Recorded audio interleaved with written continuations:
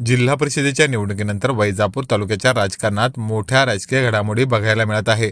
जिल्हा परिषदेत आमदार रमेश बोरनारे यांच्या नेतृत्वाखाली शिवसेनेच्या उमेदवारांना घवघवीत यश प्राप्त झाले आहे। मात्र निवडणुकीनंतर आमदार रमेश बोरनारे यांना मोठा धक्का बसला आहे। आमदार बोरनारे यांच्या ताब्यात असलेल्या वैजापूर कृषी उत्पन्न बाजार समितीच्या सभापतींवर अविश्वास ठराव बहुमताने मंजूर करण्यात आला आहे। 13-0 असा विशेष सभेत हा ठराव मंजूर करण्यात आला असून या विशेष सभेला 5 संचालक गैरहजर होते, अशी माहिती प्रशासनाकडून प्राप्त झाली आहे। बाजार समितीचे सभापती रामहरीबापू जाधव हे संचालक मंडळाला विश्वासात न घेता मनमानी कारभार करतात म्हणून 13 संचालकांनी अविश्वास ठराव प्रशासनाकडे दाखल केला होता। दरम्यान जिल्हाधिकारी यांनी संदर्भात उपविभागीय अधिकारी डॉक्टर अरुण जराड यांची प्राधिकृत अधिकारी म्हणून नियुक्ती केली होती।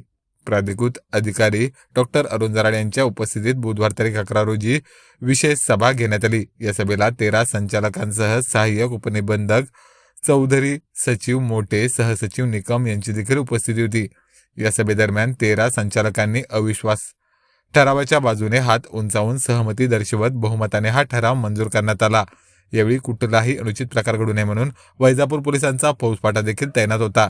दरम्यान या 13 संचालकांमध्ये शिवकन्या मधुकर पवार, काकासाहेब रामकृष्ण पाटील, अविनाश अशोकराव गलांडे, कल्याण ज्ञानेश्वर दांगोडे, ज्ञानेश्वर नारायण जगताप, अनिता देवीदास वाणी, प्रशांत दादासाहेब सदाफळ, रजनीकांत रामनाथ नजर, गणेश पोपटराव इंगळे, प्रशांत उत्तमराव त्रिभुवन, विजय विश्राम ठोंबरे, शेख रियाज शेख अखिल, बाबासाहेब दगू गायकवाड यांनी हा ठराव मंजूर करण्यासाठी सहमती दर्शवली।